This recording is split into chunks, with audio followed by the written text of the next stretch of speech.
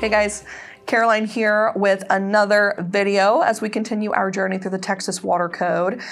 Today the question we're answering is how much of your property's water bill do you need to deduct as a common area deduction if you'd like to do a RUBS water billing program at your apartment property. We're going to reach straight from the PUC rules. We're in subchapter H, section 24.124, titled Charges and Calculations. We're going to be in section E and we're going to read through what the common area deduction rules are. Essentially, what we're talking about here is what is an allowable percentage to be billed through to the residents when you consider other users of water, irrigation systems, clubhouses, pools, laundry rooms, just other things outside of the scope of a dwelling unit. So we're going to read Section E, Calculations for Allocated Utility Service, and we're going to read beginning in point B.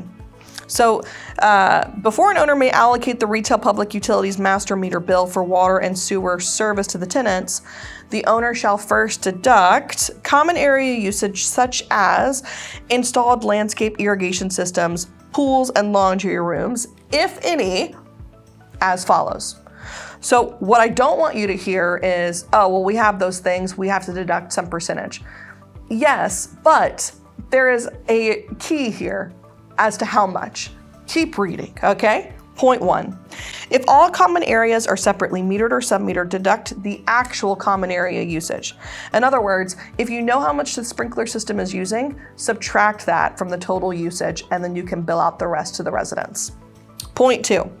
If common areas that are served through the master meter that provides water to the dwelling units are not separately metered or submetered, and there is an installed landscape irrigation system, deduct at least 25% of the retail public utilities master meter bill. In other words, if there's a sprinkler system and it's on the same account as the account servicing your dwelling units, your common area deduction needs to be 25%. You can only allocate out 75% of your water bill.